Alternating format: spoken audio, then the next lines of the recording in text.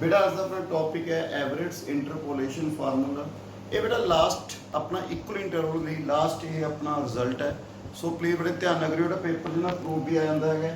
अपने प्रूफ करना बेटा F X equal to Q Y naught plus Q into Q square minus one square upon 3 factorial delta square Y minus one plus Q into Q square minus one the square into Q square minus two the square upon 5 factorial delta the power 4 Y minus two up to plus P Y one and this H Q की equal है बेटा 1 minus P. मैं सुनता table भी समझा दूँ बेटा result ਹੁਣ ਆਪਾਂ ਅੱਗੇ ਪ੍ਰੂਫ ਕਰਨ ਲੱਗੇ। ਪ੍ਰੂਫ ਕਰਨ ਲਈ ਜਿੰਨੇ ਤੁਹਾਨੂੰ ਮੈਂ ਰਿਜ਼ਲਟ ਕਰਵਾਇਆ ਦੇਖੋ ਚਾਹੇ ਫਾਰਵਰਡ ਬੈਕਵਰਡ ਸਟ੍ਰਿਲਿੰਗ ਫਾਰਮੂਲਾ ਬੈਸਲ ਹਰ ਇੱਕ ਮੈਂ ਕਿਵੇਂ ਕਰਾਇਆ ਬਿਲਕੁਲ ਸਿੰਪਲ ਮੈਥਡ ਨਾਲ ਯੂਜ਼ਿੰਗ ਗੋਜ਼ ਫਾਰਵਰਡ ਫਾਰਮੂਲਾ।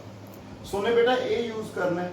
ਸੋ ਇਹਦੇ ਤੁਹਾਨੂੰ ਗੋਜ਼ ਦਾ ਰਿਜ਼ਲਟ ਯਾਦ ਹੈ ਬੇਟਾ ਇਸ 'ਚ ਮੈਂ ਡੈਲ 5 ਤੱਕ ਗਿਆ। ਰੀਜ਼ਨ ਕੀ ਹੈ ਕਿਉਂਕਿ ਇਸ ਦੇ ਵਿੱਚ ਆਪਾਂ ਨੂੰ ਇਸ ਦੀ ਜ਼ਰੂਰਤ ਪੈਣੀ ਹੈ।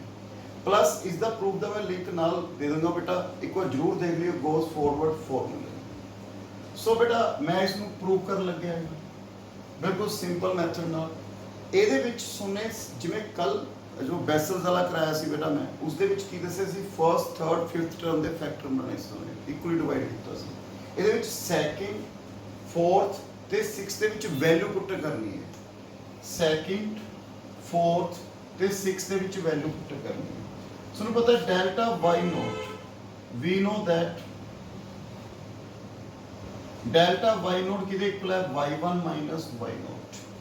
ਓਕੇ ਫਿਰ ਆਪਾਂ ਨੂੰ y ਮਾਈਨਸ 1 ਦੀ ਵੈਲਿਊ ਚਾਹੀਦੀ ਹੈ। ਉਰੇ y ਮਾਈਨਸ 1 ਕਰ ਦੋ ਤਾਂ ਉਰੇ ਕਿੰਨਾ ਆ ਜੂ ਮਾਈਨਸ y ਮਾਈਨਸ। ਓਕੇ ਬੇਟਾ y note minus y minus 1 clear ਹੈ ਨਾ ਬੇਟਾ।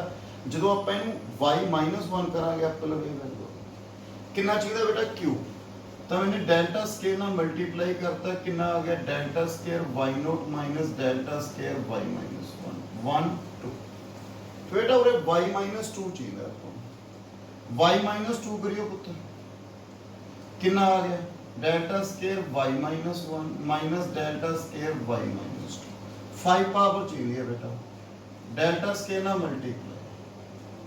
सो मतलब 8 टर्म बच गया बेटा। एक इन्हीं वैल्यूज में पुट कर लग गया बिल्कुल सिंपल कैलकुलेशन। देखिए बेटा y equal to y naught plus p delta y naught की वैल्यू पुट कर लग गया बेटा y1 minus y naught. Okay बेटा plus p p minus 1/2 factorial delta square y minus 1 plus p plus 1 p into p minus 1/3 factorial delta cube ए वाली value put कर दो बेटा delta square Y naught delta square Y minus. Next 5 वाली बेटा पहले लिख दो वैल्यू कितनी है मैं कहता हूँ second fourth and sixth fifth time लिख दो बेटा p plus 1 p p minus 1 p minus 2 upon 4 factorial delta 4 y minus 2 plus p plus 2 p plus 1 into p minus 1 into p minus 2 upon 5 factorial delta 5 delta 4 y minus 1 delta 4 y minus 2 up to so. Okay बेटा अपने आप prove करना पहला देखो रे बेटा की आ गया y equal to y naught दे विच कॉमन आ गया कितना रह गया रे 1 माइनस p ओके नाल y naught plus p y1 step clear है बेटा इन्हां दोवां दे विचों y नोट कॉमन आ गया 1 minus p plus p y। Next फिर डेल्टा स्केयर बेटा ये कॉमन कर कितना बनता बेटा देखियो रे कॉमन निकल गया p p माइनस 1 कॉमन आ गया बेटा अपॉन इनटू देखो p p माइनस 1 कॉमन ते नाल आपां 3 फैक्टोरियल भी कॉमन कर दो क्यों अपन चाहिए बेटा 3 फैक्टोरियल ते नाल कितना रह गया बेटा देखियो delta square y minus 1 common आ जाएगा पूरे 3 ना मल्टीप्लाई 3 ना डिवाइड ताई 3 फैक्टोरियल कॉमन आएगा बेटा पूरे की बचेगा minus p plus 1 into delta square y minus clear है बेटा। देखो p p minus 1 upon 3 factorial common काट लिया, उरे 3 ना मल्टीप्लाई 3 ना डिवाइड, उरे कितना रह गया बेटा 3 into minus p plus 1 into delta square y minus 1। Next one as it बेटा p plus 1 p p minus 1 upon 3 factorial delta square y naught. Okay बेटा, उतना तक ओके हुआ, कंप्लीट हो गया। फिर इस पे देखो बेटा, इच केड़ी कॉमन आ रहा है डेल्टा 4 y माइनस 2। ये जो की कॉमन आ रहा है बेटा देखियो p plus 1 p p minus 1 p minus 2 p plus 1 p p minus 1 p minus 2 upon 5 factorial भी कॉमन कर लिया, उरे 5 ना मल्टीप्लाई 5 ना डिवाइड, तो उरे कितना रहेगा बेटा 5 minus p plus 2 into delta 4 y minus 2। Last बेटा ये p plus 2 p plus 1 p minus 1 p minus 2 upon 5 factorial delta 4 y minus. ठीक है बेटा, उधर आ गई मेरी टर्म। इस तरह देखियो बेटा, इन्हें सॉल्व कर रहे हैं 1 minus p into Y naught plus p y1 p into p minus 1 बेटा उरे कितना रहेगा 3 minus 1 2 minus p upon 3 factorial delta 4 y minus 1। Next p plus 1 इन मल्टीप्लाई करता बेटा p into p plus 1 p minus 1 p square minus 1 square upon 3 factorial delta square y naught. फिर बेटा ये टर्म कितनी आ गई p plus 1 p minus 1 p minus 2 upon 5 factorial नाल कितनी आएगी बेटा रिटर्न 3 माइनस p। ओके, फिर आ देखियो बेटा रिटर्न कितना आ गया p plus 2 p minus 2 p square minus 2 square p square minus 1 square into p upon 5 factorial delta 4 y minus. बेटा मेरे लोग बच गए, पूरे कितना होगा बेटा डेल्टा 4 y माइनस। ਹੁਣ देखो बेटा p कितना ਦਿੱਤਾ ਆਪਾਂ 1 माइनस p क्यों ਦੇ ਇੱਕੋ ਦਿੱਤਾ ਹੈ, ਪੁੱਟ ਕਰਿਓ बेटा put 1 minus p equal to q, p किधर इक्वल आ गया 1 माइनस q। बेटा और पुट करना शुरू करो y equal to q y naught plus ਇਹਨੂੰ ਟਰਮ ਨੂੰ ਐਜ਼ ਇਟ ਰੱਖਣਾ बेटा, ਇਹਨੂੰ देखना। फिर इस पुट करियो बेटा p ਦੀ ਵੈਲਿਊ ਕਿੰਨੀ ਹੈ 1 माइनस q, अगे p minus 1 minus q, next 2 minus p 1 plus q। Clear है बेटा, पूरे p ਦੀ वैल्यू पुट करती मैं ते मैच अपॉन कितना आ गया बेटा 3 फैक्टोरियल डेल्टा 4 y माइनस 1। मैं फर्स्ट थर्ड ते आ टर्म देखियो बेटा q चेंज कर रहे हैं p plus 1 minus q plus 1 p की value 1 minus q p minus 1 minus q p minus 2 1 minus q minus 2 3 minus p 1 plus q upon 5 factorial delta 4 y minus 2।